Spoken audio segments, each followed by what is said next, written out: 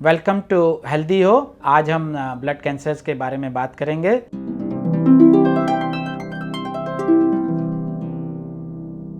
Blood cancers में तीन major cancers आते हैं जिनको बोलते हैं ल्यूकीमिया और लिम्फोमा एंड माइलोमा। ल्यूकीमिया दो तरह का होता है, एक होता है एक्यूट जो एकदम सडनली आता है और एकदम तेज़ी से बढ़ता है, क्रोनिक होता है जो स्लो आता है और स्लोली बढ़ता है। लिम्फोमा दो तरह के होते हैं, एक होता है हॉजकिंस लिम्फोमा, एक होता है नॉन हॉजकिंस लिम्फोमा। उनके भी फिर कई टाइप्स होते हैं और एक डिजीज़ है माइलोमा जिसमें जो ब्लड जो बोन मैरो में जो कैंसर सेल्स होते हैं वो प्लाज्मा सेल्स होते हैं। ये सब अपने हिसाब से होते हैं, ऐसा कोई कारण नहीं है जिसके लिए आप लोग रिस्पॉन्सिबल हो। जैसे कुछ कैंसर्स होते हैं, अगर आप स्मोकिंग करते हो या तंबाकू खाते हो तो उसके कारण से ज़्यादा आते हैं, पर ब्लड कैंसर्स का यूजुअली कोई ऐसा कारण नहीं है कि जिसके कारण से कम या ज़्यादा खाने या करने से वो होता हो।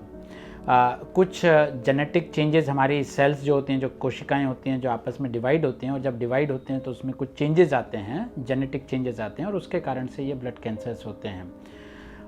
अभी काफ़ी एडवांसमेंट हो गया है, तो कुछ कैंसर्स को केवल टारगेटेड थेरेपी से ट्रीट करते हैं, कुछ को केवल कीमोथेरेपी से ट्रीट करते हैं, कुछ को दोनों के टारगेटेड और कीमोथेरेपी के कॉम्बिनेशन से ट्रीट किया जाता है।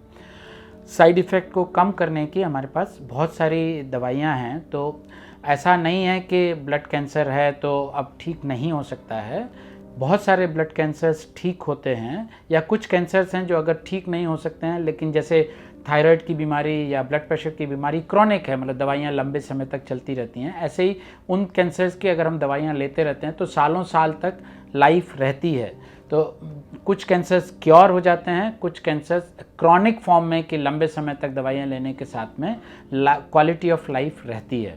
तो साइंस ने उसको काफ़ी कुछ चेंज किया है। आगे भी बहुत सारी संभावनाएं हैं कि उसको हम और इम्प्रूव कर सकते हैं। एक इसमें जो क्यूरेटिव ट्रीटमेंट होता है बहुत सारे कैंसर्स में, वो होता है bone marrow transplant. Bone marrow transplant मतलब आपका जो बोन मैरो ख़राब है और वो कीमोथेरेपी से ठीक नहीं हो सकता है, तो बोन मैरो किसी से लेके उसको बदलना। बोन मैरो ट्रांसप्लांट जो ऑर्गन ट्रांसप्लांट होता है, जो किडनी ट्रांसप्लांट है या लिवर ट्रांसप्लांट, उससे डिफरेंट है कि इसमें किसी ऑर्गन का नुकसान नहीं है। जो डोनर है उसको केवल 100-200 ml ब्लड देना है, तो एक बीज लेके एक नया पौधा बनाना, और जिससे बीज लिया है और उसको कोई नुकसान नहीं होता है, एक उसको तरह से ब्लड डोनेशन करना है।